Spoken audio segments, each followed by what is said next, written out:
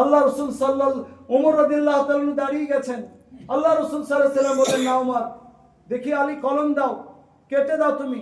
হযরত আলী রাদিয়াল্লাহু তাআলা বললেন, আমি রাসূলুল্লাহ কাটতে পারবো না। আল্লাহ রসুল সাল্লাল্লাহু আলাইহি ওয়াসাল্লাম বলেন কি, কলম দাও, আমি নিজে কেটে দিচ্ছি। কারণ সন্ধি হচ্ছে শান্তির জন্য। রাসূলুল্লাহ লেখাতে যদি আপত্তি হয়, শান্তি বিঘ্নিত হয়, সন্ধি যদি ভেঙেই যায়, তো দাও আমি নিজের হাতে রাসূলুল্লাহ কেটে দিই। আপনার আমার বিশ্বনবী রাহমাতুল্লিল আলামিন, শান্তির দূত, বিশ্বনবী, বিশ্বের কান্ডারি, তিনি নিজের হাতে রাসূলুল্লাহ কেটে সন্ধিকে এস্টাবলিশ করলেন। বলুন সুবহানাল্লাহ। আমরা কচি খোকা হয়ে গেলাম। বাবরি মসজিদের রায় হয়েছে, মুসলমান 4টে জিতেছে। এটা বাবরি মসজিদ কোনো মন্দির ভেঙে হয়নি। বাবরি মসজিদের তলাতে কোনো হিন্দু স্মৃতিসৌধের চিহ্ন পাওয়া যায়নি। বাবরি মসজিদ 1949 সালে লামলালার মূর্তি ঢুকানো হয়েছিল।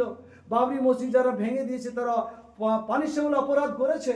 কিন্তু দেশের এই পরিস্থিতির দিকে তাকিয়ে, আবেগের দিকে তাকিয়ে ওখানে মন্দির করার অনুমতি দেওয়া হলো। আমাদের বুজুর্গগুলি জেলে পৌঁছতে পারতেন না, গুলি খেতে পারতেন না, সবই পারতেন। তারা মিলে ঠিক করলেন, ঠিক আছে, হয়ে গেল, আল্লাহর ভরসায় ছাড়লাম, আমরা শান্তির সঙ্গে এটা মেনে নিলাম। এ নিয়ে আমরা ঝামেলা ঝঞ্ঝট রাজপথে নামবো না। এই জন্য যে এটা কোনো সরকার করেনি, এটা সুপ্রিম কোর্ট করেছে, তার উপরে কোনো কোর্ট হয় না।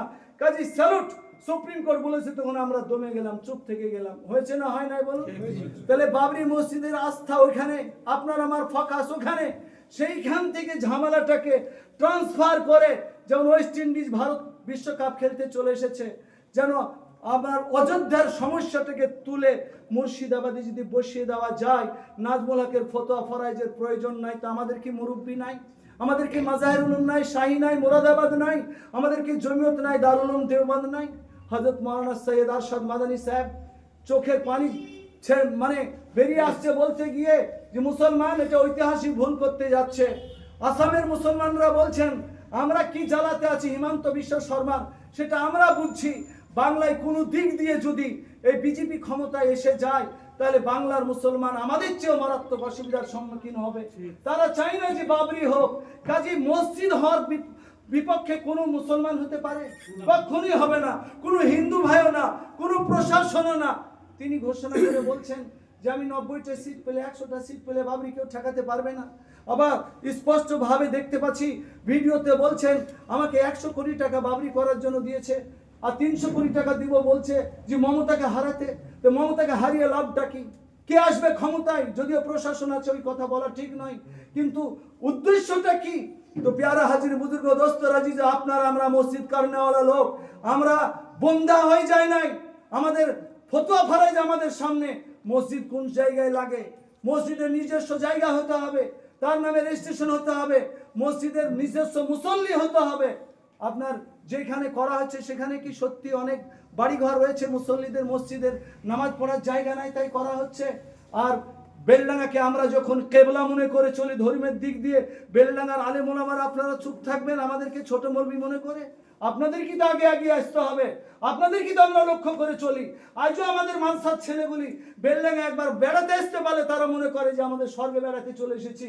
আর সেখানকার আলেম ওলামা নিশ্চুপ এই মনে করে যে যারা অপরাধী তাদের ক্ষমতা অনেক, তাদের মাস্তান অনেক, তাদের মাস্কেট বাহিনী অনেক। কাজী মৌলবীরা বললে পারে তাদের চাঁদা বন্ধ হয়ে যাবে, মাদ্রাসা বন্ধ হয়ে যাবে। আপনারা আগে ইস্যু ঠিক করে নেন। যদি ওটা সঠিক হয় তো সঠিক, আর যদি সঠিক না হয় তা আমরা কেন মাস্কেটের ভয় করবো? আর কেনই বা আমাদের চাঁদা বন্ধ হয়ে যাবে তার ভয় করব? আমাদের মুরব্বীরা তখনকার নিজাম দারুল উলুমের হোসেন আহমদ মাদানী রহমতুল্লাহ আলাইহির জন্য বলেছিলেন, কারি তাইব সাহেবকে চিঠি লিখে আপনার এই হোসেন আহমদ মাদানীকে বের করে দেন মানসা থেকে, নইলে আপনাদের বেতন আর 1 তারিখে হবে না, চাঁদা বন্ধ করে দিব। হোসেন আহমদ মাদানী জানার পরে তার উত্তরসূরি শেষ কথাটা বলছি, তিনি বলেছিলেন, কারি সাহেবকে চিঠি লেখুন হুজুর, এই বলে যে আপনার সহযোগিতা তো নেবই না, এতদিন দারুল উলুম দেওবন্দকে যত চাঁদা দিয়েছেন হিসাব করুন, সব চাঁদা ফেরত দিব। বলুন সুবহানাল্লাহ। তার উত্তরসূরি আমরা এলাকার লোককে আমরা যদি বুঝাতে পারি যে এর জন্য সমস্যা হচ্ছে, আগামী দিনে সমস্যা হবে, নাজমুল হক মরে যাবে যদি মসজিদ হয়, 2029 সালের আগে আপনার বিজেপির স্লোগান হবে, গোটা ভারত জুড়ে করসবকের স্লোগান হবে, মুর্শিদাবাদ চলো বাবরি ভাঙো। মুর্শিদাবাদ চলো, বাবরি ভাঙো, এই হবে স্লোগান। তারা আগামী দিনে তাদের এজেন্ডা হচ্ছে যে হিন্দু রাষ্ট্র করতে হবে ভারত। কাজী মুসলমানের ভোট একদিকে হোক, হিন্দু ভাইদের ভোট একদিকে হয়ে গেলে তাদের আখেরে লাভ হবে। আপনারা বলুন, আমরা যে ইনকাম করি তার চাইতে বেশি বেতন কিন্তু এমএলএদের নয়। আমাদের মতন একজন এমএলএ তার কত কোটি টাকার মালিক, তাকে হেলিকপ্টারে উঠতে হবে। কে টাকা সংগ্রহ মানে সাপ্লাই করছে, এটা কি আমাদের আপনাদের বিবেক বিবেচনায় আসবে না? শেষ কথাটা বলুন, সেদিন তিনি বলছেন আমার এই বাবরির বিরুদ্ধে যদি কেউ কিছু বলে তাকে ধরে নিয়ে এসে জ্যান্ত পুঁতে দিব। আমি নাজমুল হক, আপনাদের এই সভাতে আপনারা কেউ দায়ী নয়। আদর্শগতভাবে এই বাবরি মসজিদ আমাদের জন্য ক্ষতিকর, তার বিরুদ্ধে বলে যাচ্ছি। পারলে পারে আমাদেরকে ধরে পুঁতবেন, আমরা শহীদ হয়ে যাব। গণতন্ত্র ইতিহাস একদিন বেঁচে থাকবে যে আমাদের পূর্বসূরি আলেমেরা এর বিরোধিতা করেছিল, ন্যায্য বিরোধিতা করেছিল। আপনারা আমরা যদি খামোশ থেকে যাই, চুপ থেকে যাই, তো কম এবং জাতি আপনাকে আমাকে ক্ষমা করবে না। ইতিহাসে কিন্তু সবাই আমরা দাগি হয়ে থাকবো। আজ যদি লক্ষ্য করুন, একটু সাইডে যাই, যে পৌরসভার মালিকটা কারা? আজ বেলডাঙ্গাতে 62% মুসলিম। বেলডাঙ্গার ভোট এসএফআই বলছে আমি জিতবো, মুসলিম লীগ তো আছি বলছে আমি জিতবো, হুমায়ুন কবির সাহেব বলছেন বেলডাঙ্গাতে আমি জিতবো, কংগ্রেস সিপিএম বলছে বেলডাঙ্গাতে মুসলমান ভোট আমি পাবো।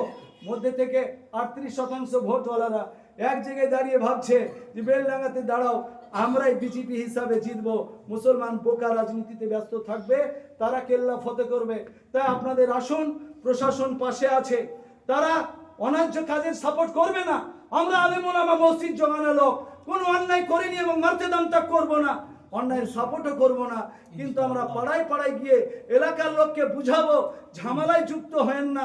হিন্দু মুসলমান কাঁধে কাঁধ মিলিয়ে ওই পারে মুসলমান গেটের এই পারে আসবে, এই পারে হিন্দু ভাইয়ের ওই পারে যাবে। স্বাধীন বেলডাঙ্গাকে আমরা গড়ে তুলবো, এর প্রত্যয় প্রতিজ্ঞা আজকে করবো বলে ইনশাআল্লাহ।